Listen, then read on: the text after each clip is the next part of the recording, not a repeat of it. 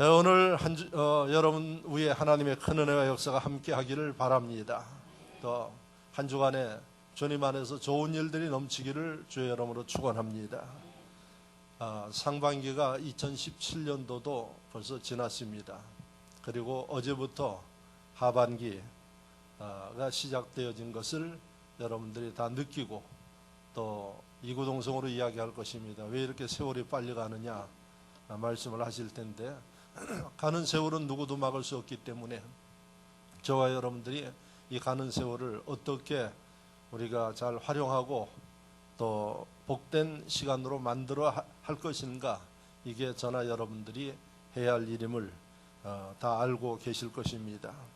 그래서 새롭게 시작되어지는 하반기에 저나 여러분들이나 삶 속에, 신앙생활 속에 좋은 일들이 넘치기를 진심으로 축원하면서 오늘 이 말씀을 잘 들으면서 승리하는 우리 모두가 될 수 있기를 주의 이름으로 축원합니다. 아마 제가 볼 때는 세 부류의 사람들이 있을 것으로 봅니다.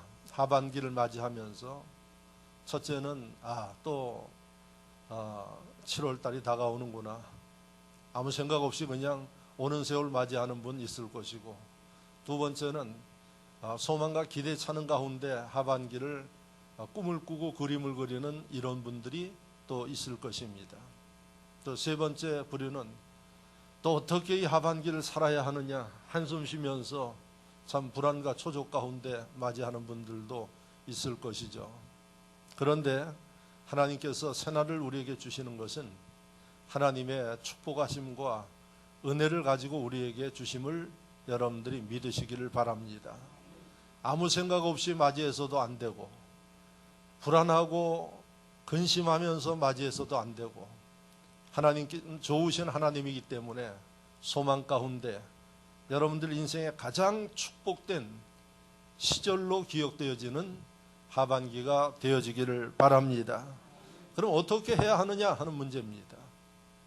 네, 저는 먼저 여러분들이 많은 분들이 읽어봤을 텐데, 토인비의 도전과 응전이라는 이 역사학자 토인비의 책은 아주 유명합니다. 그 책의 핵심은 뭔고 하니, 인류 문명이 발전되어지는 때는 편안하고 좋을 때 발전되어진 건 아니고, 척박하고 힘들고 어려운 환경 가운데서 사람들이 도전해서 그 결과 그 환경을 바꾸어서 인류의 문명, 문화가 이렇게 발전되었다, 역사적인 이 학자의 관점에서 분석을 합니다. 그러니까 사람은 좋은 환경 가운데 더 좋은 일들을 만들어내야지 되는데, 그것보다도 환경이 어렵고 힘든 가운데 도전해서 그 환경을 바꿈으로 인해서 역사가 문명이 발전되어서 오늘에 이르게 되었다 하는 진단입니다. 그래서 그의 이야기 가운데서 우리가 깨달아야 할 것은 뭔고 하니, 도전하면서 사는 사람이 돼야 된다 하는 것입니다. 이게 아까 이야기한 대로 아무 생각 없이 지나가는 이 일, 이건 참 비극입니다. 또 하나님이 새롭게 주시는 나를 불안과 초조 가운데 근심하면서 맞이하는 것도 비극입니다. 그래서 하반기에 이 말씀을 듣는 여러분 모두 하나님이 주시는 축복의 기회에 어떤 자세로 살아야지 되는 거 아니, 도전하는 자세로 살 수 있기를 주의 이름으로 축원합니다. 예수 그리스도의 가르침에는 뭐라고 이야기를 했는고 하니, 두드려라. 문이 닫혔을 때는 기다리는 게 아니고 적극적으로 두드리는 도전을 하는 사람에게 문이 열릴 것이다, 그렇게 돼 있어요. 구하라. 갖지 못했으면은 되는 대로 살아야겠다 하는 마음도 필요하겠지만은, 갖기 위해서, 새로운 것을 보기 위해서 구하는 이런 도전적인 삶을 살 것을 주님은 이미 이 산상수훈에서 우리에게 일러주고 있습니다. 그래서 하반기에 오늘 이 설교를 통해서 도전하며 살자는 제목을 통해서 하반기에 불가능을 가능케 만들고, 할렐루야, 닫힌 것을 열고 보지 못한 것을 경험하는 여러분 모두가 되기를 주의 이름으로 축원합니다.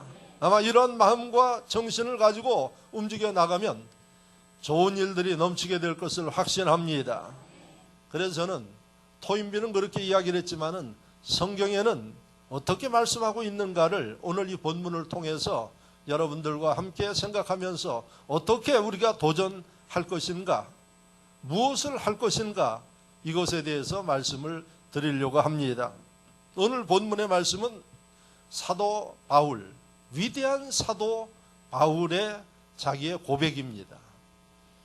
처음에 시작이 어떻게 되는가 하니 그들이 그리스도의 일꾼이냐 정신없는 말을 하거니와, 사도 바울이 그들 누군지 모르지만은 사도 바울이 하는 일을 방해하고 끊임없이 문제를 제기하는 반대의 사람들이, 그들이 그리스도 일꾼이라고 이야기하는데 정신없는 소리다 이렇게 이야기를 해요.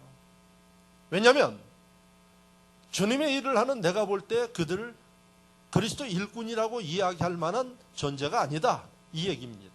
그러면서 그 이유를 쭉 이야기를 합니다. 나는 주님의 일을 어떤 정신과 자세를 가지고 했는고 하니 내가 수고를 넘치도록 하고, 이렇게 돼 있어요. 내가 주의 일을 하는데, 내가 주님의 일을 위해서 시간을 지내는데 적당히 지나는 게 아니고 수고를 넘치도록 항상 무슨 일을 하든 간에 이런 정신을 가지고 했다. 제가 서두에 여러분들에게 또 하반기가 오는구나 이런 생각을 가지고 하는 게 아니라 새로운 일들에 대해서 남들이 하지 못하는 수고를 넘치도록 항상 그렇게 살았대요. 그러면서 구체적으로 이야기를 합니다. 23절 중간 이후에 옥에 갇히기도 더 많이 하고, 너희들도 옥에 갔다 왔으면 나는 주님의 일을 하느라고 너희보다 훨씬 옥에도 많이 갔다 왔다. 그래서 너희가 일꾼이라고 그렇게 자랑하지 말아라. 자랑할 거면 내가 자랑해야지 된다 하는 얘기예요. 매도 수없이 맞고 여러 번 죽을 뻔 하였느니라. 매도 얼마나 많이 맞았는지 죽기 직전까지도 맞아봤대요. 그러면서 그 뒤에 24절 말씀에 유대인들에게 40에서 하나 감한 매를 5번 맞았으며 그랬어요. 40번에서 하나 뺀 매 39대를 몇 번이나 맞아봤는고 하니 5번씩 맞아봤대요. 그럼 왜 40에서 하나 뺀 매라고 이야기를 하는가? 신명기 25장 1절에서 3절을 보면은 유대 율법에 사람들을 매로 칠 때 횟수가 정해져 있어요. 그게 39대까지 치게 돼 있어요. 40대가 넘어가면 죽을 확률이 있기 때문에 죽기 직전까지만 치도록 이렇게 법에 돼 있어요. 그게 신명기 25장에 나와 있습니다. 그런데 사도 바울은 그렇게 죽기 직전까지의 매를 5번씩이나 맞았대요. 내가 그렇게 맞은 사람이다. 내가 주의 일을 그렇게 했다. 너희가 무슨 주의 일꾼이라고 그렇게 자랑하고 이야기하느냐? 이렇게 이야기를 하고 있어요. 그런데 그 뒤에 나오는 말씀을 보면 25절에 3번 태장으로 맞고 그랬어요. 3번. 태장이 뭐냐? 태장은 여러분들이 고대의 사람들 채찍질할 때 가죽 채찍으로 사람 쳐요. 그러면 그냥 벗겨놓고 치면은 온몸에 채찍 자국이 선명하게 생기는 피맺히는 그런 채찍인데, 태장은 그 끝에다가 납을 달아요. 납을 달아가지고 치면은 어느 정도가 되는 거 아니? 사람의 살이 떨어져 나오는 거예요. 그런 매를 3번씩이나 맞아봤대요. 그러니까 여러분 사도 바울의 이 이야기를 들으면 거의 죽음의 직전까지 가기를 수없이 하고 온몸이 하나도 상한 데가 없을 정도의 그런 고통이에요. 그래서 자기가 당했던 그런 내용들을 자세하게 써놨는데 그 뒤에 보면 한 번은 돌로 맞아서 죽을 뻔했어요. 그리고 배 타고 가는데 배가 파선해서 일주일 동안 죽느냐 사느냐 하는 이런 위경도 겪었다고 이야기를 해요. 강도도 만났어. 그리고 마지막에는 뭐라고 이야기를 하는 거 아니? 굶주리고 목말라서 죽을 뻔했대요. 이렇게 내가 주님의 일을 했다. 이렇게 내가 내 인생을 살았다. 이렇게 사도 바울이 고백하고 있어요. 그러면서 마지막에 바울이 이야기하기를 28절에 내 속에 눌리는 일이 있으니 곧 모든 교회를 위하여 염려하는 것이라. 지금도 나는, 이 글을 쓰는 나는 내 마음속에 내가 세운 교회들의 부흥과 발전을 위해서 늘 마음에 눌려있는 가운데 그 교회를 향해서 기도하고 걱정하는 마음으로 살아가고 있다, 이렇게 이야기를 하고 있습니다. 그러면 사도 바울의 이 말씀을 통해서 바울이 우리에게 무엇을 전해주기를 원하는가? 사도 바울은 죽음 직전까지 잠시도 쉬지 아니하고 끊임없이 새로운 일들에 대해서 도전하고, 문제가 있으면 그 문제 앞에 절망하는 게 아니라 문제를 넘어서기 위해서 도전하고, 자기를 죽이기 위해서 때로는 매로치고 감옥에 갇게 하는 이런 일을 하지만은 거기에 타협하지 아니하고 도전해서 마지막에 모든 것을 극복해서 하나님의 일을 완수했고, 하나님이 이런 사도 바울을 대사도로 쓰시고 축복한 이 내용을 바울이 지금 고백에서 기록해 놓고 있습니다. 기록한 목적은 후대의 신앙인들이여 이 말씀을 읽으면서 하나님은 이런 사람을 사랑하고 이런 사람을 축복하기 때문에 하나님 백성들 세상을 살되 주의 일을 하는데 적당히 그냥 편한 대로 되는 대로 살아가는 것이 아니라 이렇게 적극적이고 투철한 도전적인 마음을 가지고 환경과 맞서 싸우고 주의 일을 하고 여러분들의 인생과 맞서 움직여 나갈 때에 하나님께서 여러분들과 함께하고, 할렐루야, 여러분들의 그 환경을 바꿔주시는 하나님인 것을 우리에게 일러주는 게 이 본문의 말씀인 것을 믿으시기를 축원합니다. 도전하면서 사는 사람이 되려는 이야기입니다. 자, 그렇다면 여러분, 이 말씀을 통해서 저와 여러분들이 하반기에 도전하면서 신앙생활하고 인생을 사는 사람이 되어야지 되는데 무엇을 향해서 도전하겠습니까? 바울의 이 말씀을 통해서 우리는 두 가지를 향해서 도전해야 할 줄로 믿습니다. 첫째는 여러분들이 해야 할 일에 대해서 도전하시기를 바랍니다. 여러분들이 해야 할 일, 사도 바울은 하나님이 바울을 불러서 늦게 사도 바울을 불렀어요. 그래서 이 사도 바울이 예수 믿는 사람들을 핍박하고 감옥에다 가둬버리고 죽이는 일들을 앞장서서 했는데 어느 날 다메섹에서 주님을 만났어요. 다메섹은 지금 어딘가 하니 시리아의 수도예요. 요즘에 이라크의 모술, 거기에 지금 IS 대원들이 마지막 이제 한 4천 명이 남아있대요. 그래서 그 대원들을 완전히 전멸시키기 위해서 작전을 펴고 있대요. 그리고 또 IS 대원의 본고지가 어딘가 하니 시리아의 라카라는 그곳이래요. 거기도 한 몇천 명이 지금 모여 있는데 이것도 이미 다 에워싸고 있대요. 그래서 시리아 민병대하고 미군들하고 에워싸서 아예 IS를 다른 데로 가게끔 만드는 게 아니라 거기서 완전히 섬멸하려고 좀 에워싸놓고 그러고 있대요. 그래서 지금 이 IS가 이제 상당히 위기 가운데 있다고 이야기를 하는데 그 시리아의 다마스커스라는, 지금 이름은 다마스커스예요. 그런데 신약 성경에는 다메섹이에요. 이 다메섹이라는 거리에서 주님을 만났어요. 그런데 이 사도 바울이 한낮에 광채 가운데 나타난 주님을 향해서 이야기를 했어요. 당신은 누구십니까? 그러니까 주님이 말씀하시기를 나는 네가 핍박하는 그리스도 예수니라 하고 이야기를 했어요. 그래서 그 당시에 사울이 바울이라는 인물로 바뀌게 됐어요. 예수를 믿게 되었고 그 인생이 바뀌어버렸어요. 그때 주님이 이 바울에게 주신 사명, 일이 있어요. 그게 뭔고 하니 너는, 베드로는 유대인들을 향하여서 일을 하지만은 너는 이방인들, 유대인들 외에 이방인들을 위해서 복음을 증거하는 사도가 되어라, 주님이 말씀하신 거예요. 그래서 사도 바울은 자신의 해야 할 목적이 분명해요. 이방인 여러 세계를 다니면서 복음을 증거하는 이 일을 하나님이 맡겼다는 것을 분명히 알고 있어요. 그래서 그 일을 감당하기 위해서 배를 타고 가다가 파산되어서 죽을 뻔했고, 볼모저 같은 곳에 예수를 전하다가 이상한 교리를 전한다 그래서 감옥에 갇히기도 하고, 그게 왜 그랬는가? 사도 바울에게는 분명히 해야 할 일이 뭔지를 알고 있었어요.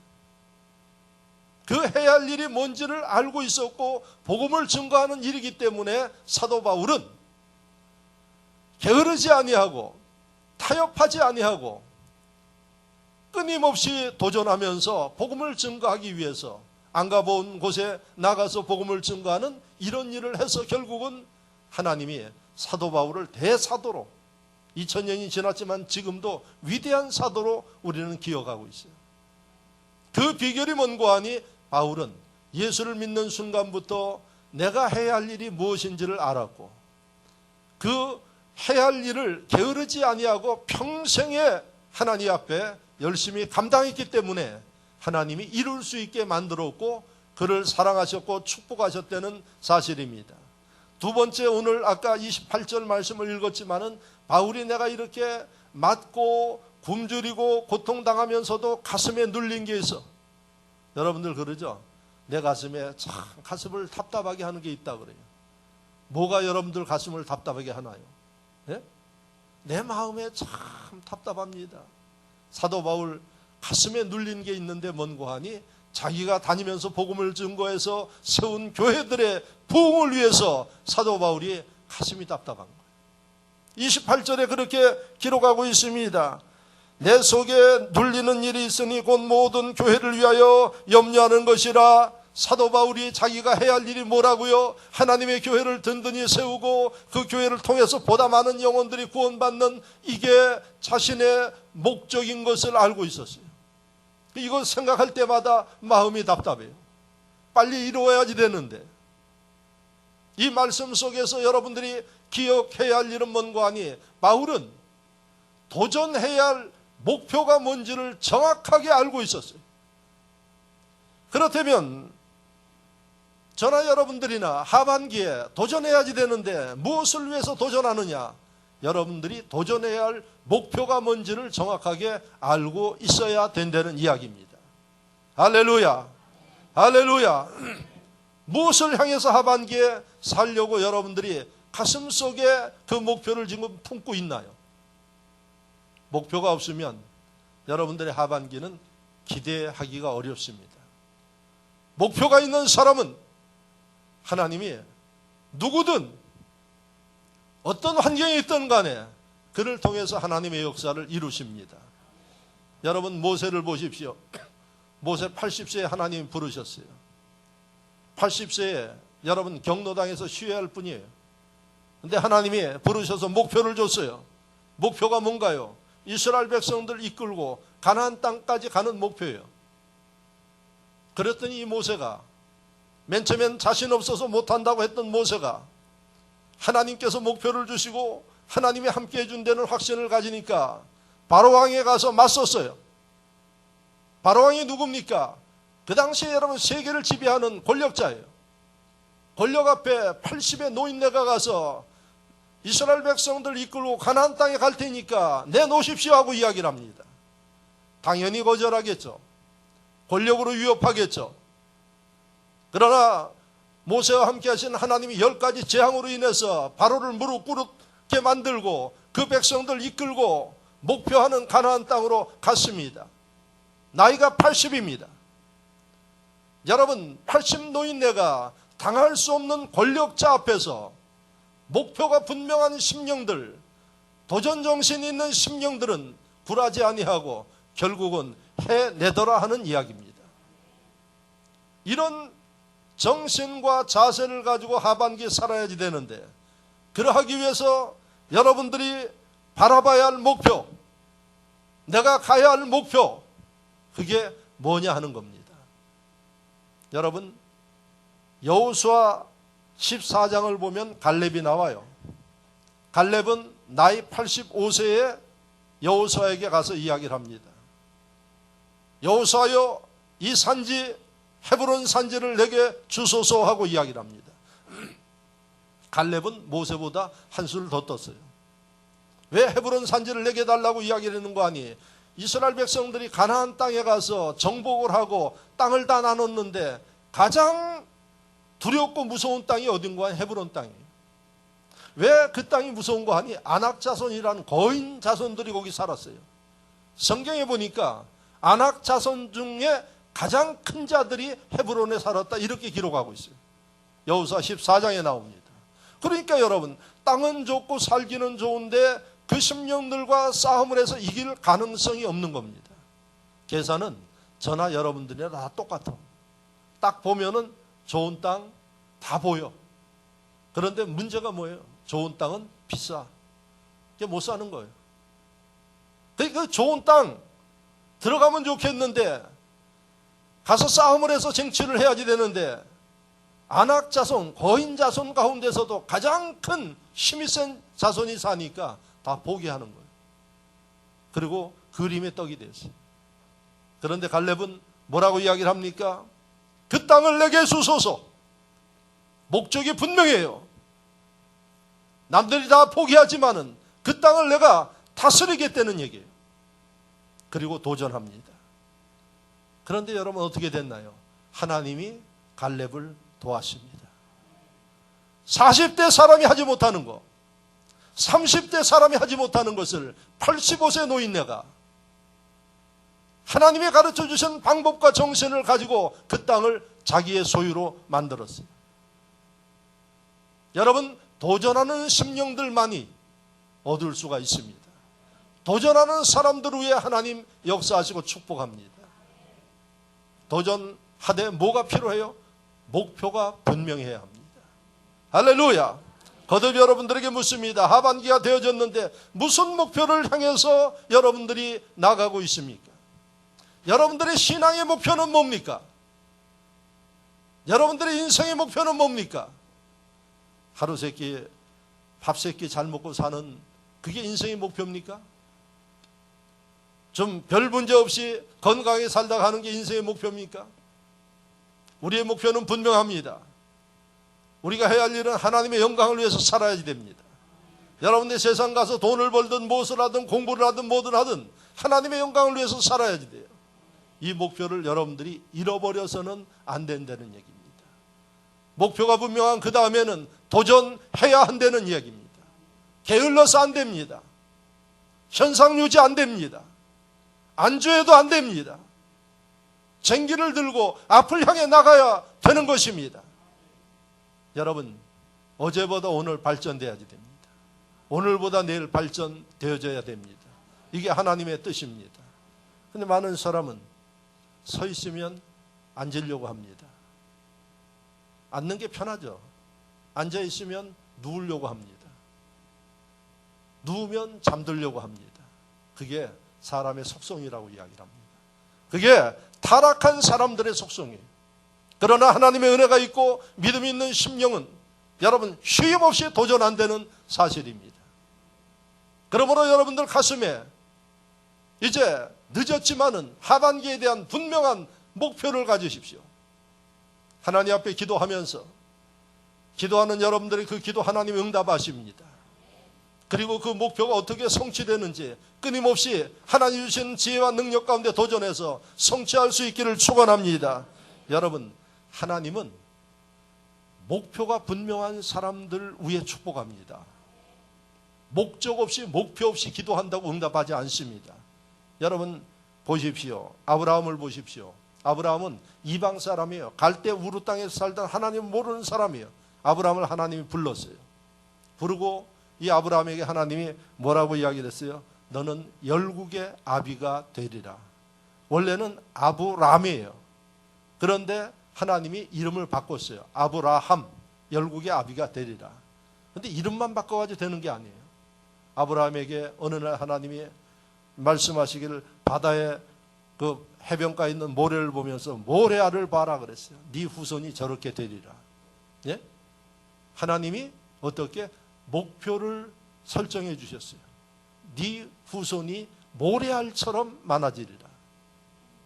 그런데 아브라함의 후손, 지금 세계에서 가장 강력하고 부자인 이스라엘 백성들이 세계를 주무르고 있어요. 그러니까 하나님이 일하시는 방법을 보면 그냥 적당하게 가고 우연찮게 하는 게 아니라 정확하게 목표를 설정하고 목표를 향해서 끊임없이 어려움이 있지만 도전에 움직여 나가는 심령들을 하나님이 축복하시고 인도해 주신다는 사실을 발견할 수 있기를 축원합니다. 그리고 아브라함에게 또 뭐라 그랬나요? 아브라함아, 동서남북을 바라봐라 그랬어요. 하나님의 소유고 하나님이 만드셨지만 그냥 안 줘요. 바라보는 심령들을 위해, 목표를 갖는 심령들을 위해, 가슴에 소원을 품는 심령들을 위해 하나님이 소원대로 바라보는 대로 이루어주신다는 사실을 아브라함을 통해서 우리가 깨닫게 됩니다. 어렵습니까? 여러 가지 참 힘들고 절박한 가운데 있습니까? 그분들 대개 마음속에 근심과 걱정과 불안과 초조가 있어요. 여러분, 그것을 극복하지 못하면 그 생활 속에서 벗어나기 어려워요.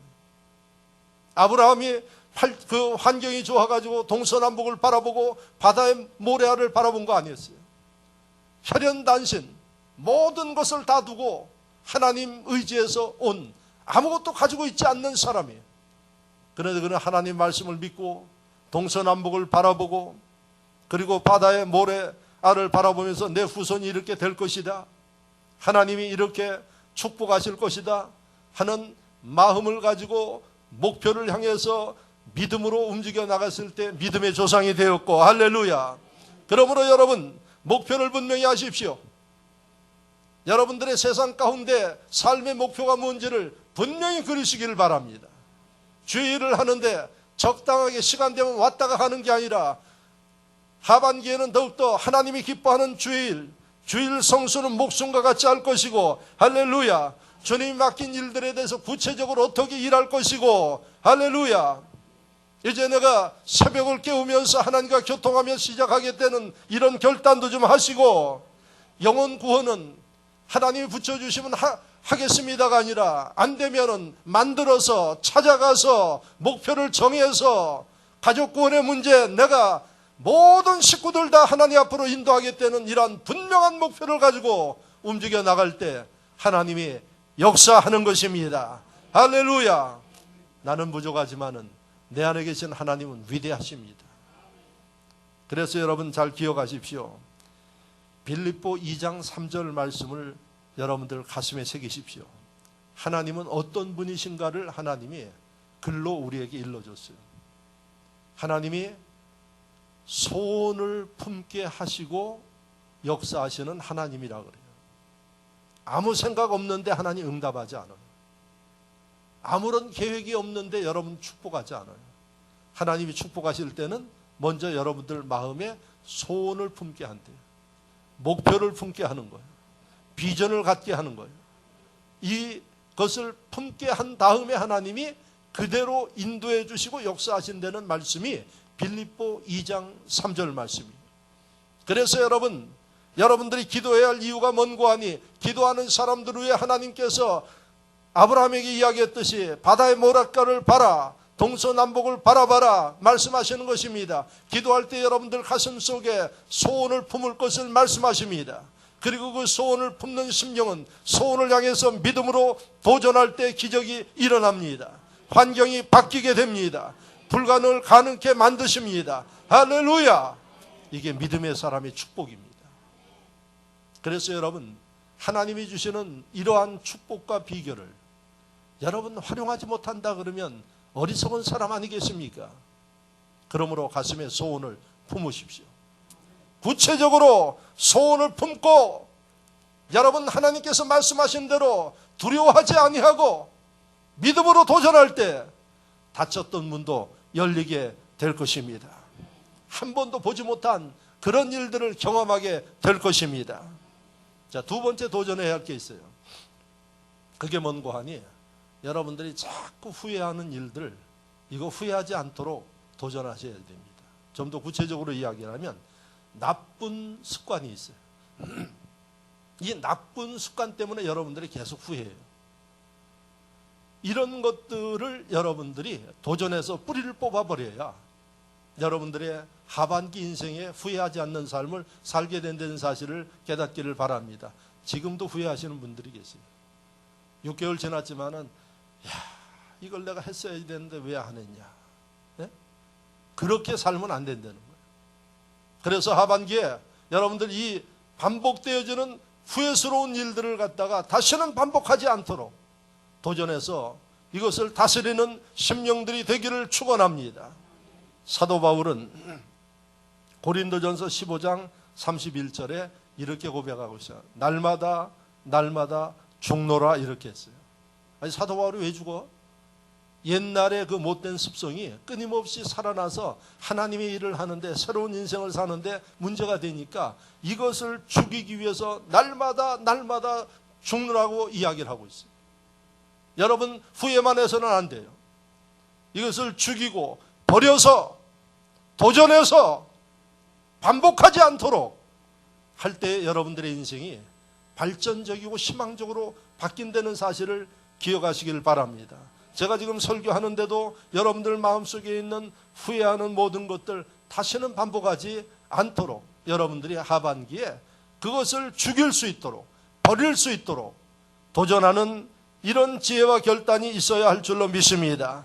사도 바울이 그것을 버리기 위해서 날마다 예수 십자가 밑에서 자기가 죽는다고 이야기해요.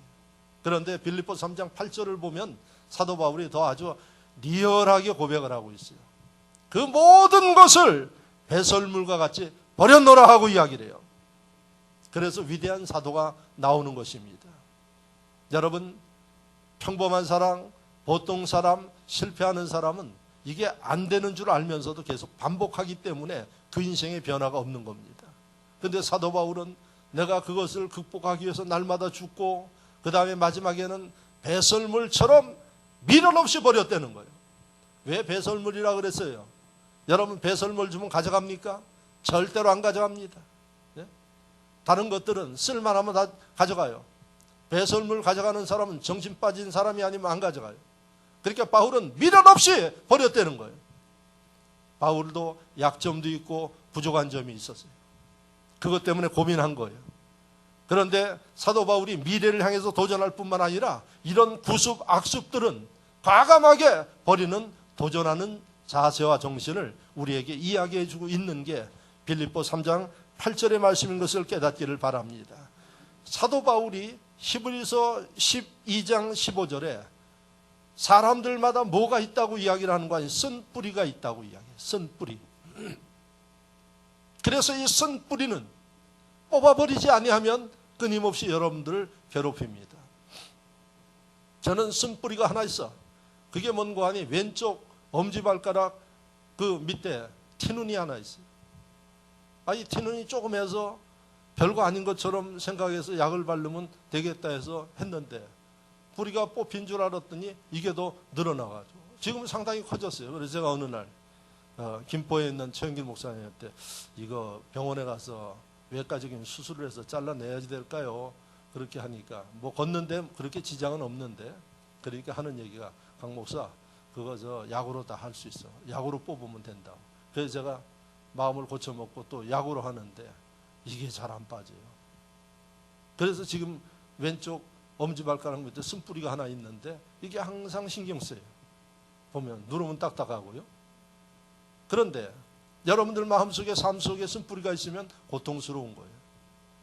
그래서 사도 바울은 미래를 향해서 도전하는 것도 중요한데 지금 내 현실 속에 내 안에 있는 이 쓴 것, 고통을 주는 이런 것들을 버리지 아니하면 안 된다는 것을 우리에게 일러주고 있어요.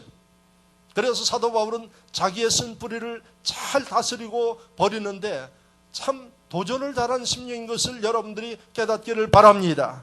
그래서 하반기에 새로운 것을 향해 나가지만은 버려야 할 것을 버리는 이런 도전 정신을 가지고 여러분들을 관리하는 지혜와 은혜가 있기를 바랍니다. 그래야 여러분들이 새로워지는 거고 그래야 여러분들이 성숙하는 거고 할렐루야. 하나님이 그런 모습을 보시고 여러분들을 새로운 일에 더 큰 일에 축복된 일들을 맡긴다는 사실을 잊지 마시기를 축원합니다.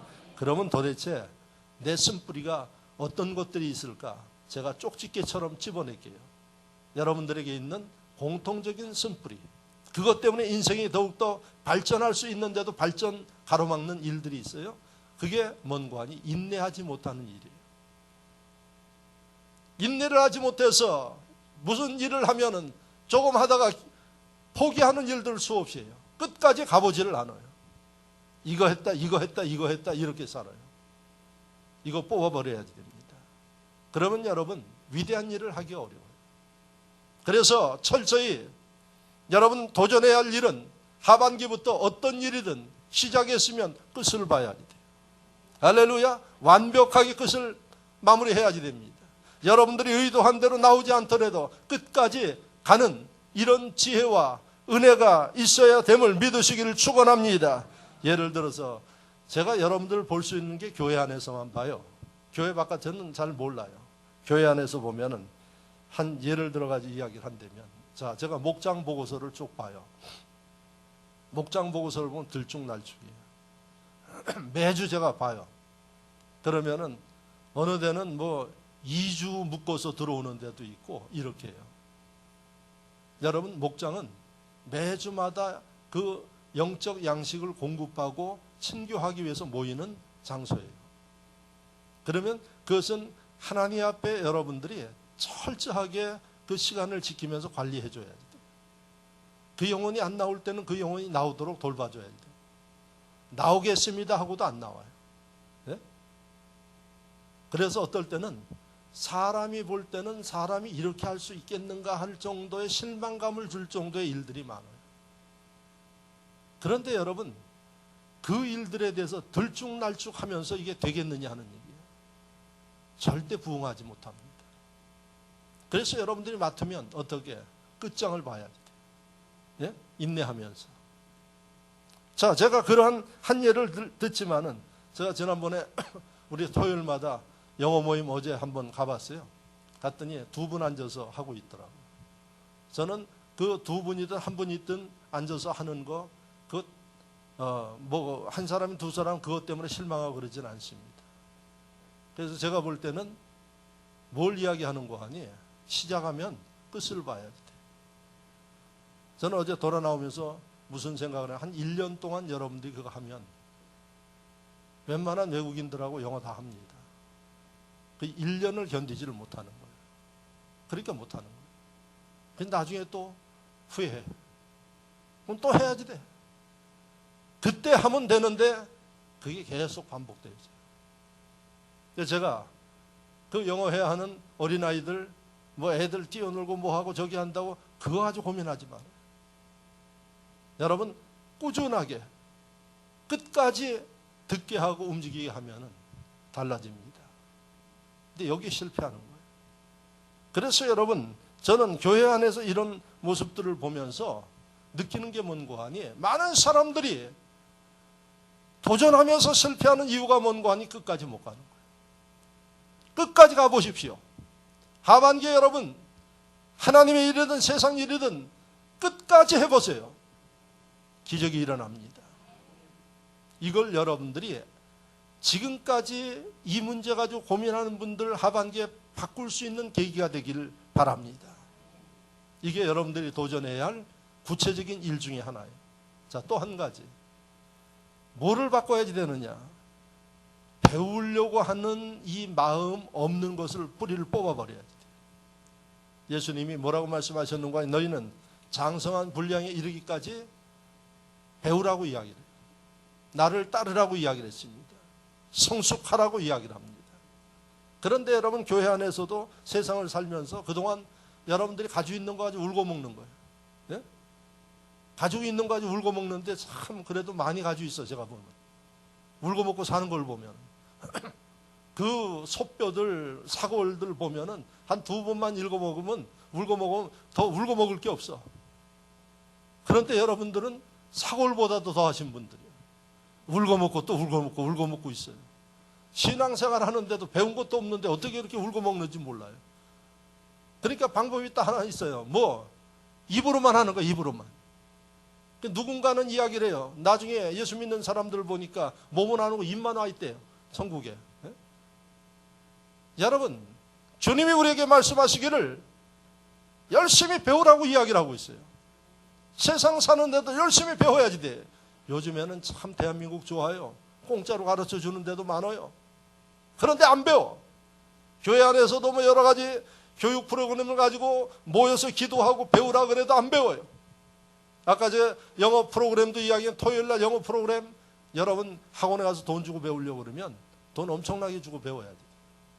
제가 이야기를 했죠. 진흥교회 개척할 때 새벽에 가서 영어 배우느라고 영어 학원 새벽에 갔어요. 그것도 어디 갔는 거 아니? 청량리 위생병원 앞에 있는 SDA 2단이라고 하는데 거기까지 가서 배웠어요. 그래서 왜 거기 가서 배우느냐 그래.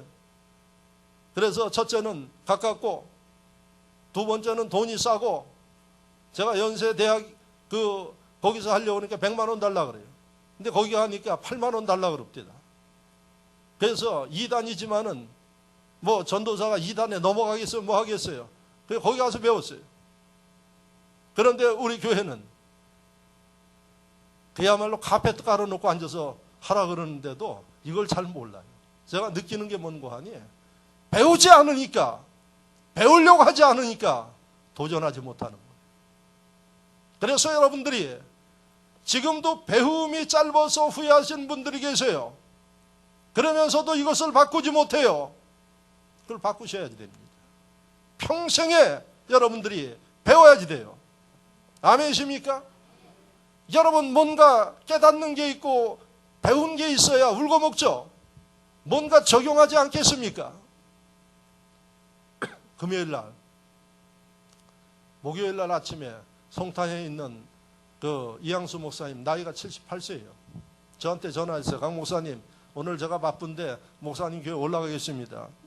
금요일날 올라오겠습니다. 금요일날 제가 일정들이 있는데, 그래서 왜 그렇습니까? 그랬더니 81세 할아버지하고 컴퓨터 부르고 하는 걸 좀 물어보려고 온다 그래요. 그래서 제가 딱 생각난 게 우리 교회 이정혜 집사님 부로고를 하고 있어요. 올라오십시오, 목사님. 그랬더니 송탄에서 지하철을 타고 78세, 81세 할아버지 목사님 두 분이 쌍문역에 와가지고 제가 픽업 가서 모셔가지고 뭘 한다고 그랬어요, 그분들이? 단어도 몰라. 단어도 모르는 사람들도 있어요, 여기 지금.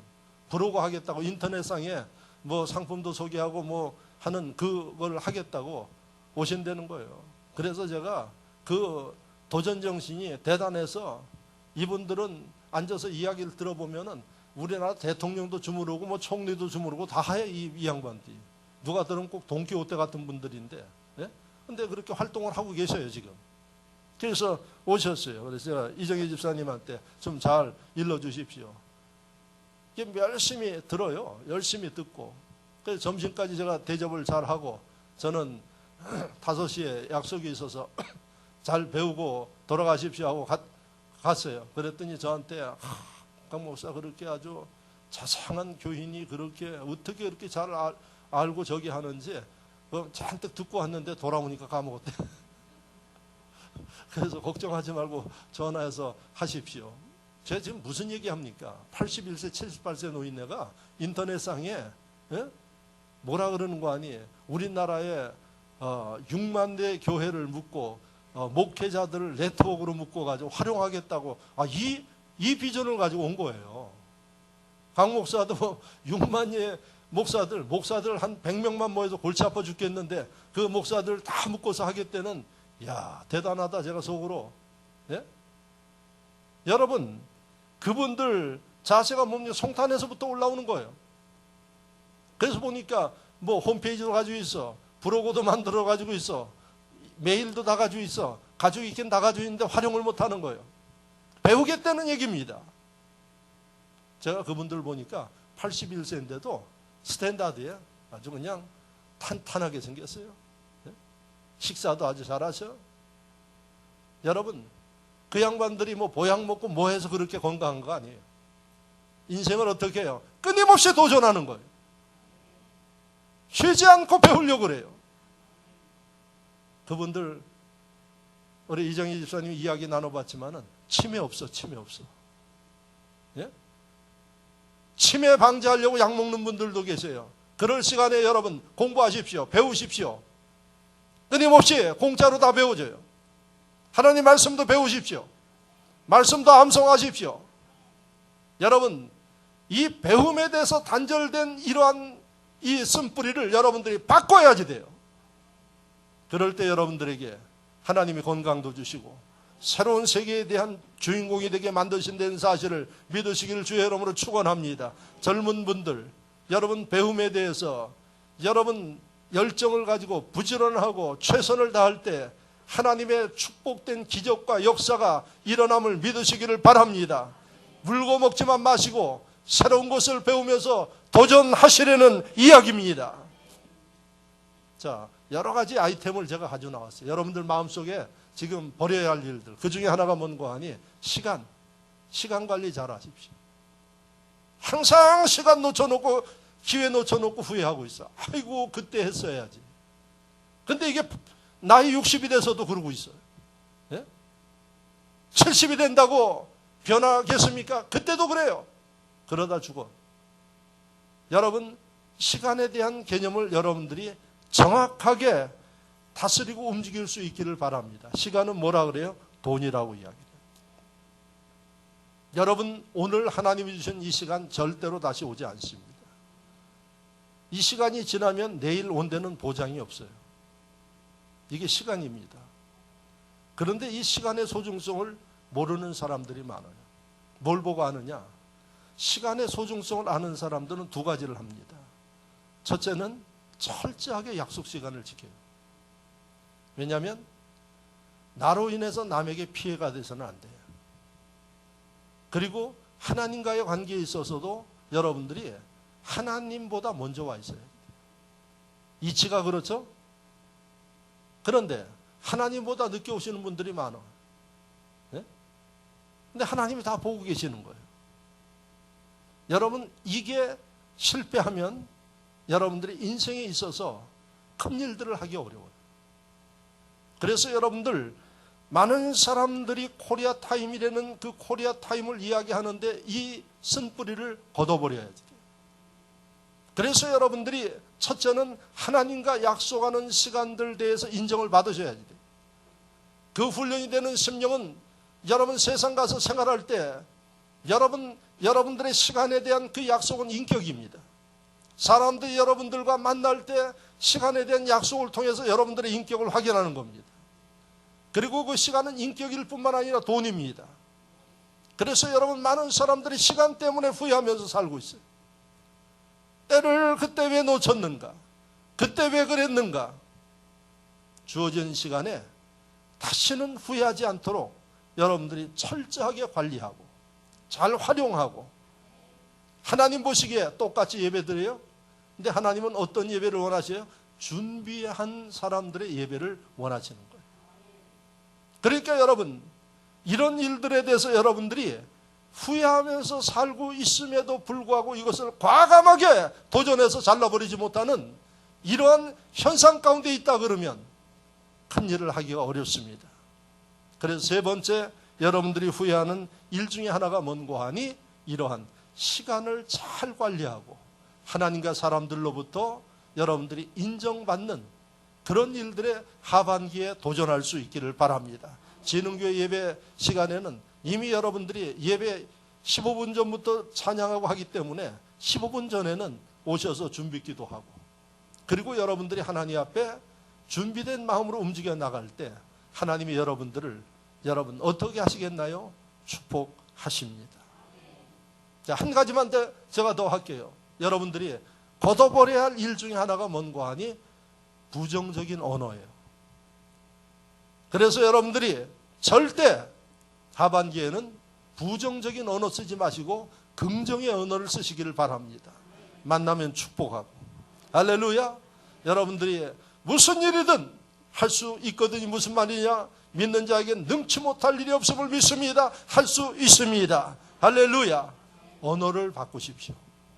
이런 일들에 여러분들이 목표를 향해서 감과 동시에 버려야 할 것을 버리는 심령이 되어지면 아마 폭발적인 하나님의 역사와 권능과 여러분들의 인생에 보지 못한 세계들을 보게 된다는 사실을 믿으시기를 축원합니다. 말씀을 생각하며 결단하는 마음으로 다 같이 통성으로 기도합니다.